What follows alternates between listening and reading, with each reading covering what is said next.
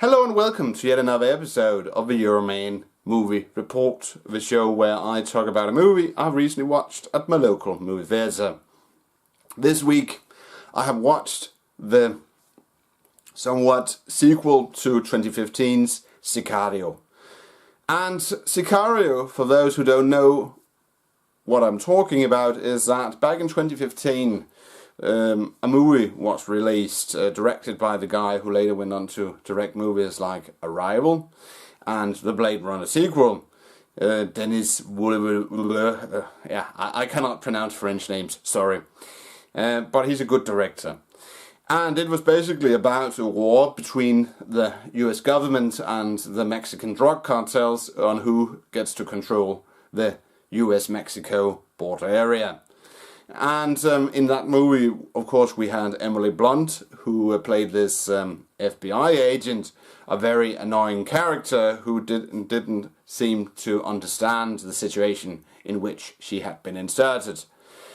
And it had great, but besides that, the movie had great cinematography, great music by, sadly, now a late composer, and, of course, great acting and a super cool story. And now they have made a somewhat, a new second movie set in that universe, because it isn't a sequel as I initially thought it was. It isn't a prequel either, as I initially thought it could have been, but it's like one of these, Star Wars movies, an anthology movie set in the same universe as the original film, but it doesn't continue the storyline of the original movie, or it is not set at a point before the original movie. But in it, once again we have, like in the previous film, Josh Brolin, who plays the CIA operative. He plays the same role from the first Sicario movie, and then of course we have Benicio del Toro, who plays Medellin, this South American lawyer turned mercenary, who worked in the first film, worked together with Josh Brolin's character to make war on the cartels in Mexico. And they are tasked by the American government to start a war between rival cartels, because in the beginning of Soldado, or Day of the Soldado as the movie is called here, we have these illegal aliens from South America, where one of these people, which US Border Patrol attempts to arrest in the beginning of the film, is an Islamic terrorist, who blows himself up. Then we're told that the administration in Washington in that movie, they want to classify drug cartels as terrorist organizations, and in it, the administration is represented by this douchebag politician, played by Matthew. What is his name? Is it Matthew Modine? One moment, sorry, I just have to look it up. I'm not sure. Matthew. Matthew Modine, who we have seen in many movies before, but he plays a very douchebaggy politician who dispatches Josh Brolin's character to, fuck shit up in Mexico. And then, of course, Josh Brolin and Benicio del Toro's character, together with the team, strangely from the first movie, but forgetting that, they go to Mexico to start a war between the cartels. They kill a cartel warrior, and then they kidnap the daughter of a cartel boss who we don't see. And this daughter is played by the girl from the latest live-action Transformers movie. I don't seem to remember her name, but she has a very annoying personality, like she had in the Transformers movie.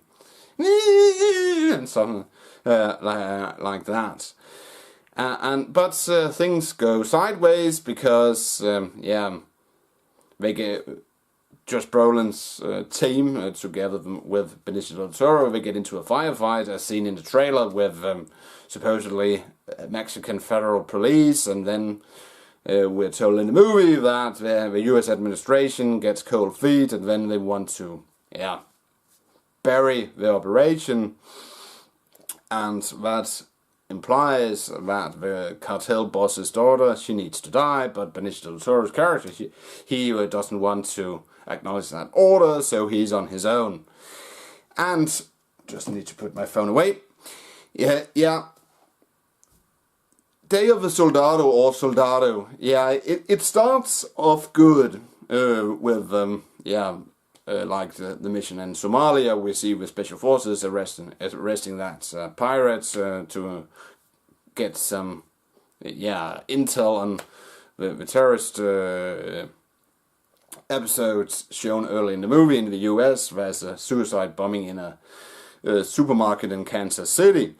But then the movie, becomes a mess, in my opinion, because what is it basically about? It's not a sequel, it's not a prequel, and it's like the movie doesn't know what it wants to be, because in the original movie there was this continuity in the story, and it's like the guy who wrote this film here, Soldado, they didn't agree with themselves on how the movie was going to be. Was it supposed to be about terrorism? Was it supposed to be about the American foreign policy in Mexico, or the war on drugs? It was confusing, in my opinion, or illegal people smuggling. Or of course, people smuggling is illegal. People smuggling from Mexico to the United States.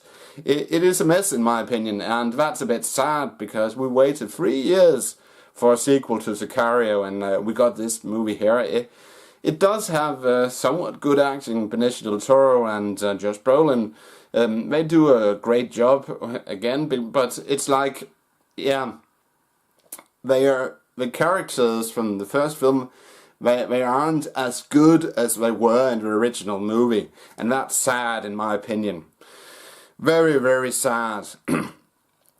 But it does have badass scenes, like there's a scene after Benicio del Toro's character, he has been shot in the chin when he's and driving a car while badly injured. When these two cartel henchmen, they drive up on the side of his car, and then he pulls the pin from 2 grenades and then throws them into the henchman's car. Boom, boom. But